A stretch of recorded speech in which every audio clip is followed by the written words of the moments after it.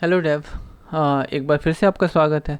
तो पिछली बार हमने बात किया था जो हमारा पेजेस, जो भी हमारे, सॉरी नॉट पेजेस, जो हमारे जेएस फाइल्स जो हैं और जो भी फाइलें जितने भी हैं वो जनरेट हो रहे हैं सीएलआई से। जो हमारा क्रिएट रिएक्ट ऐप का जो सीएलआई है, सीएलआई से जो जनरेट हो रहे हैं उनको हम कैसे ब्रेक कर सकते हैं, उनको कैसे क्लीन कर सकते हैं, और उस पे जो है हमने डीप डिस्कशन किया था। उसके बाद से हमने जी पे हम रुक गए थे। बेसिकली जी है क्या और जी कैसे यहाँ पर प्रेजेंट होता है। तो जैसे कि अगर आप यहाँ पे देख रहे हैं कि पिछली बार के हिसाब से कि हमने यहाँ पर डिव दिया था, यहाँ पर डिव जो है हमारा डिव एलिमेंट्स यहाँ पे पड़ा हुआ है, और डिव एलिमेंट्स जो है आपको नॉर्मल जो हम HTML में लिखते हैं वो एज इट इज़ वैसे ही आपको यहाँ पे लग रहा है, बट एक्चुअल में ये नहीं है। ठीक है, एक्चुअल में ये JSX है। ठीक है, ये वर्ड जो आपको लग रहा है JSX सेम चीज़ है जैसे कि हमारा XML हुआ करता था। ठीक है, सेम उसी चीज़ को, मैं बोलूँ तो उसी को फॉलो किया गया है यहाँ पर, और उसी को फॉलो करते हुए उन लोगों ने यहाँ पर एक टर्म जो यूज़ किया है जो जावास्क्रिप्ट बेस्ड जो XML चीज़ें होती हैं वो। तो अगर आप XML से थोड़ा सा अवेयर है, XML के बारे में अगर आपको पता है, तो XML में भी नॉर्मली हम क्या करते थे कि हम अपना जो नोट्स बनाते थे, ठीक है, अपने नोट्स बनाते थे और उस नोट्स के अंदर चाइल्ड नोट्स बनाते थे, और उसके अंदर हम अपने जो वैल्यूज़ थे वो पास करते थे, और उसको हम अपने जावास्क्रिप्ट फाइल्स में इंपोर्ट करके उसको मैनिपुलेट किया करते थे। तो XML का जो समय है वो ख़त्म हो गया है। अब ज़्यादातर लोग जो है जेसन यूज़ कर रहे हैं। तो सेम चीज़ है, ये भी XML की तरह ही है। यहाँ पर XML की तरह ही आप अपने जो नोड्स हैं, नोड्स का जो नाम है आप यहाँ पे दे सकते हैं, प्लस जो यहाँ पर आप HTML के खुद के जो HTML एलिमेंट्स हैं उनको भी आप यहाँ पे यूज़ कर सकते हैं। तो यहाँ पर अगर आप देख रहे हैं तो नॉर्मल हमने डिव यूज़ किया है, डिव करने के बाद उसके ऐसे हमने हेलो वर्ल्ड लिखा है, देन यहाँ पर डिव लिखा हुआ है। तो एक तरीके से ये नॉर्मल है, जैसे कि हम HTML में जब डेवलप करते हैं तो वो उसी तरीके से यहाँ पर लिखा हुआ है, बट एक्चुअल में बिहाइंड द स्क्रीन जो है ये कन्वर्ट होता है, और कन्वर्ट होने के बाद से हमें एक जावास्क्रिप्ट का बंडल मिलता है जो डिफरेंट वे में कन्वर्ट होता है। तो इस चीज़ को देखने के लिए तो इस चीज़ को समझने के लिए बेसिकली हम एक वेबसाइट्स पे जाते हैं। आई थिंक आप लोग अवेयर होंगे बेबल से। तो बेबल पे जाते हैं, बेबल पे आपको ये सारी कहानियाँ मिलेंगी कि एक्चुअल में ये कैसे वर्क करता है। तो ये बेबल जेएस है। बेसिकली बेबल जेएस क्या करता है, थोड़ा सा मैं इसका ओवरव्यू दे देता हूँ। तो बेबल जेएस एक्चुअली क्या करता है कि हमारे कोड को कन्वर्ट करता है ब्राउज़र के कंपेटेबल, जितने भी हमारे ब्राउज़र्स होते हैं। जैसे कि अगर आज के टाइम में हम जो कोड्स लिख रहे हैं ES6 लिख रहे हैं, लेकिन बहुत ऐसे ब्राउज़र्स हैं जो कि ES6 कोड को समझने में थोड़ी सी प्रॉब्लम्स करते हैं। ठीक है, उनको अभी वो उस लेवल पे अपने आप को डेवलप नहीं कर पाए हैं कि ES6 के कोड्स जो हैं वो समझ सके।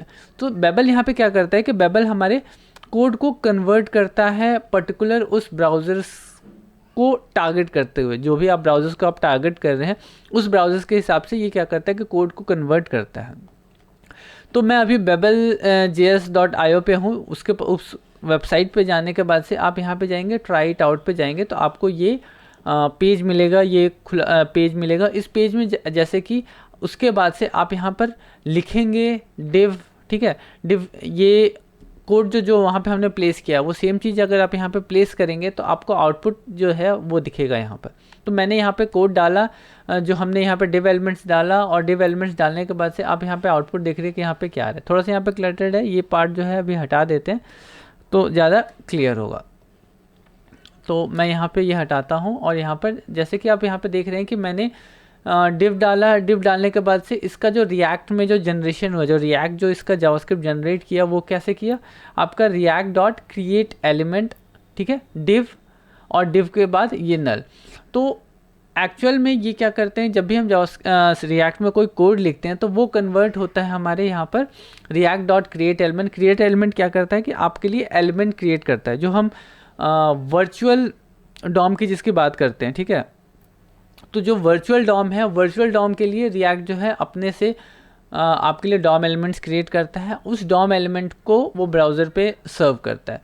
तो सेकंड वैल्यू जो है हेलो मैं देता हूँ। अगर मैं हेलो देता हूँ तो आप यहाँ पे देखेंगे कि ये हेलो यहाँ पर प्रिंट हो रहा है। तो क्रिएट रिएक्ट एलिमेंट जो मेथड है यहाँ पे 3 वैल्यूज़ लेता है, ठीक है। फर्स्ट लेता है आपका जो डॉम आप बनाना चाहते हैं, बेसिकली जो HTML डॉम बनाना चाहते हैं वो, ठीक है।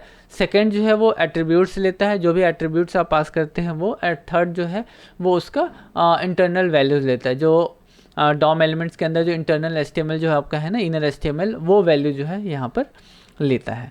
तो अगर आप यहाँ पर कोई एट्रीब्यूट पास करते हैं, एट्रीब्यूट इन द सेंस कि आप क्लास पास कर रहे हैं या आईडी पास कर रहे हैं, उसके बाद मैं यहाँ पे कर रहा हूँ। तो जैसे कि आपने देखा कि मैंने यहाँ पर क्लास, जो यहाँ पर क्लास मैंने पास किया, और क्लास जो है यहाँ पर एज ए एट्रीब्यूट जो था, जो हमने यहाँ पे पास किया डॉम एलिमेंट पे, वो वैल्यू जो है एज ए ऑब्जेक्ट यहाँ पर पास हो गया। तो जो भी आप यहाँ पे एट्रीब्यूट पास कर रहे हैं वो एट्रीब्यूट जो है एज ए ऑब्जेक्ट यहाँ पर मल्टीपल वैल्यूज़ यहाँ पर पास होगा।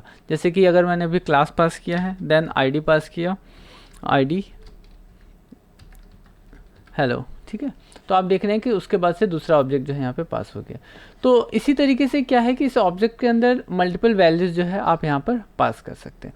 अब बात आती है कि यहाँ पर आप डिव जो है, आपने यहाँ पर हमने जब 2 डिव यहाँ पे पास किया था बेसिकली, और पैरेलली हमने पास किया था, इसका पेरेंट नहीं है। वो नहीं होने का रीज़न क्या है, ठीक है। अगर आप यहाँ पर देखें, यहाँ पे जो स्ट्रक्चर अगर आप देख रहे हैं, तो पहला क्या है कि आपका क्रिएट रिएक्ट एलिमेंट है, ठीक है। अब इसके पैरेलल में अगर आप हम यहाँ पे पास करते हैं तो ये क्या करता है कि उसके साथ ही यहीं पर इसको दे देता है, ठीक है, जो कि रिटर्न करने के लिए गलत है, ठीक है। आप यहाँ पे देख रहे हैं ये कह रहा है कि इसका पेरेंट जो है इसको रैप होना चाहिए, ये गलत हो जाएगा यहाँ पर। तो उसके लिए आपको क्या करना होगा कि इसके अंदर यहाँ पर एलिमेंट पास करना होगा बेसिकली, ठीक है। जैसे कि अगर मैं यहाँ पे दिखाऊँ आपको, यहाँ पर हम क्या करते हैं कि पी ले लेते हैं, ठीक है, पी टैग ले लेते हैं, और पी टैग लेने के बाद से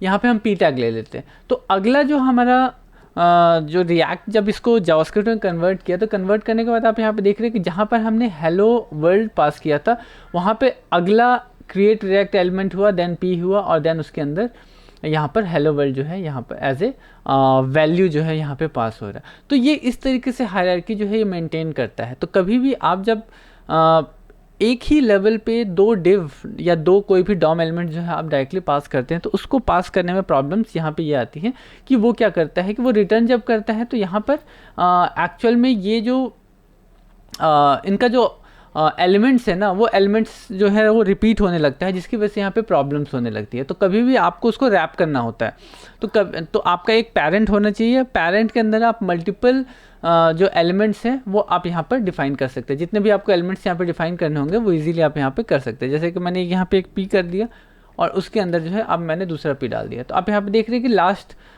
जो हमारा यहाँ पे लास्ट जो पैरामीटर था, उस पैरामीटर के अंदर जो वैल्यूज़ हैं यहाँ पर पास होता चला जा रहा है। फर्स्ट जो है हमारा हेलो वर्ल्ड, सेकंड जो है हमारा हेलो वर्ल्ड, यहाँ पे पी में यहाँ पे पास हो गया है। तो इस तरीके से जो है जो हम JSX का जो वैल्यू हम यहाँ पे पास करते हैं, जो हम JSX यहाँ पे पास करते हैं, वो कन्वर्ट होता है रिएक्ट में, और रिएक्ट जो है उसको जावास्क्रिप्ट जो है देता है। और इस जावास्क्रिप्ट जो है एज ए आपका जो वर्चुअल डॉम जो है वो वर्चुअल डॉम जो है यहाँ पर क्रिएट होता है। तो फर्दर चलते हैं कि अभी जो है हमने इस पर क्लियर हुआ कि हम जो यहाँ पर डिव दे रहे हैं वो एक्चुअल में कन्वर्ट किस में होता है। अब बात करते हैं कि JSX, जैसे कि ये भी एक JSX का ही पार्ट है, बट इसके अलावा आप अपना कस्टम एट्रीब्यूट जो है वो यहाँ पर आप दे सकते हैं। कोई भी अगर आपको कस्टम एट्रीब्यूट्स आपको देना हो तो वो दे सकते हैं, बट वो कस्टम एट्रीब्यूट क्या होगा, वो आपके कंपोनेंट्स के नेम होंगे। कोई भी आप कंपोनेंट्स बना रहे हैं तो उस कंपोनेंट का नेम जो होगा वो कस्टम एट्रीब्यूट्स में आपका आ जाएगा, ठीक है। एग्जाम्पल में जैसे देखते हैं कि यहाँ पे मैंने एक डमी के नाम से, डमी कंपोनेंट्स के नाम से एक मैंने जावास्क्रिप्ट फाइल बनाया है, और जावास्क्रिप्ट फाइल के अंदर मैंने यहाँ पर एक फंक्शन बेस्ड कंपोनेंट बनाया है। आप यहाँ पे देख सकते हैं function based component, normal function के अंदर मैंने डमी कंपोनेंट्स के नाम से बनाया है। अभी के लिए मैं यहाँ पर जो है मैंने क्लास नेम दे रखा है, और उसके अंदर मैंने यहाँ पर डमी पास कर दिया। ये हमारा कंपोनेंट एक बन गया है। अच्छा, ये क्लास नेम क्या है, बेसिकली ये क्लास नेम जो है वो क्लास है, क्योंकि जब हम रिएक्ट में कोड लिखते हैं तो हम 2 टाइप्स के कंपोनेंट्स बनाते हैं, एक फंक्शन बेस्ड कंपोनेंट्स बनाते हैं और एक क्लास बेस्ड कंपोनेंट बनाते हैं। तो क्लास वर्ड जो है वो रिजर्व है जावास्क्रिप्ट के लिए, ठीक है। तो अगर हम ध्यान दें HTML के लिए। तो HTML में जो है वो क्लास जो है हम यूज़ करते हैं अपने CSS के क्लासेस को अप्लाई करने के लिए, बट अभी के टाइम में जो है हम सबको मर्ज करके लेते हैं। जब हमारा यहाँ पे हम HTML भी लिख रहे हैं और जावास्क्रिप्ट भी लिख रहे हैं, तो इसलिए यहाँ पे इन लोगों ने क्या किया कि जो हमारा क्लास था, क्लास जो हम एट्रीब्यूट यहाँ पे पास करते हैं, वो एज ए क्लास नेम यहाँ पे देंगे और क्लास नेम जो है वो कन्वर्ट हो जाएगा वहाँ पर क्लास में। जब ये CSS जब जनरेट होगा तो जब जावास्क्रिप्ट हमारा जनरेट होगा तो जनरेट होने के बाद से ये क्या करेगा कि इसको कन्वर्ट कर देगा, क्लास में कन्वर्ट कर देगा और यहाँ का क्लास जो है वो अप्लाई हो जाएगा। तो अभी मैं CSS का बताऊँगा बेसिकली हम CSS किस किस तरीके से और कैसे हम अप्लाई कर सकते हैं और कितने तरीके से हम यहाँ पर CSS को अप्लाई कर सकते हैं, तो इसके बारे में हम फर्दर डिस्कस करेंगे। तो अभी जो हमने एक कंपोनेंट बनाया है, डमी कंपोनेंट बनाया है, इस डमी कंपोनेंट को हम यूज़ कैसे करेंगे उसको हम यहाँ पर देखते हैं। तो यहाँ पे मैंने डमी कंपोनेंट बनाया जावास्क्रिप्ट जो है डमी JS के नाम से। अब इसको सबसे पहले हम यहाँ पे इंपोर्ट करेंगे। तो इंपोर्ट करने के लिए इंपोर्ट डमी, मैंने डमी कंपोनेंट्स के नाम से बनाया है, तो यहाँ पे मैं डायरेक्टली उसको डमी कंपोनेंट ही दे रहा हूँ और डमी कंपोनेंट मैंने दिया है, तो ये हमारे डमी कंपोनेंट के नाम से यहाँ पे इंपोर्ट हो गया। यहाँ पे देख रहे हैं जैसे एक्सपोर्ट डिफ़ॉल्ट जो है हमने डमी कंपोनेंट दिया है, तो मैंने उसको यहाँ पे इंपोर्ट कर दिया। अब ये हमारा एक नया नाम हो गया बेसिकली, अगर आप देखें तो ये एक नया नाम है और इसको हम यहाँ पर सीधा यूज़ कर सकते हैं। सीधा मैंने इसको एज ए एट्रीब्यूट यूज़ किया, सॉरी एक्चुअली इसे जो है हमें रैप करना है एक पैरेंट पे, क्योंकि आप इस तरीके से इसे पास नहीं कर सकते हैं, ठीक है। इसका रीज़न भी मैंने बताया। अब इसको हम सेव करते हैं। सेव करने के बाद से ब्राउज़र पे चलते हैं और ब्राउज़र पे आप यहाँ पे देखते हैं कि यहाँ जो हमारा डमी आ गया है, ठीक है।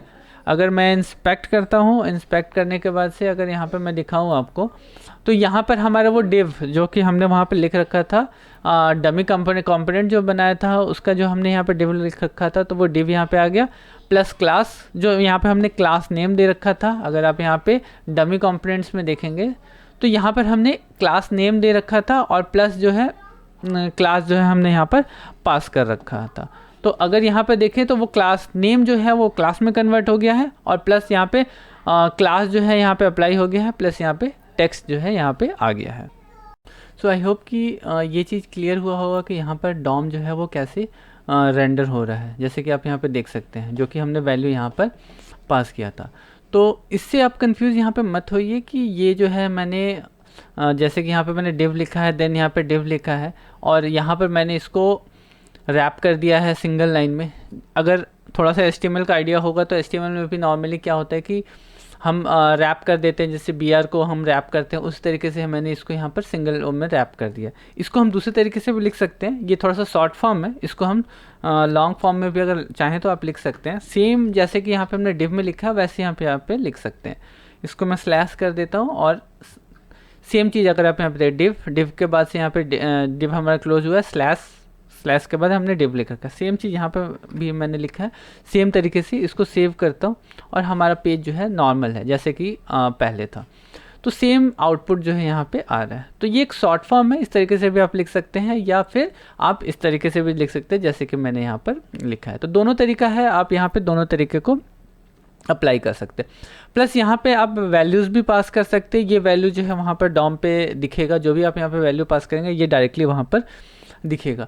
तो ये इन चीज़ों के लिए फर्दर जो है हम थोड़ा सा इसमें डीप जाएंगे कि कंपोनेंट्स जो है हमारा कितने टाइप्स के होते हैं। बेसिकली 2 टाइप्स के हमारे कंपोनेंट्स होते हैं। कंपोनेंट्स में को आप कितने तरीके से और कैसे कैसे यूज़ कर सकते हैं, तो अगले स्टेप में हम इस चीज़ को देखेंगे। तो मिलते हैं फिर अगले वीडियो में, तब तक के लिए बाय बाय।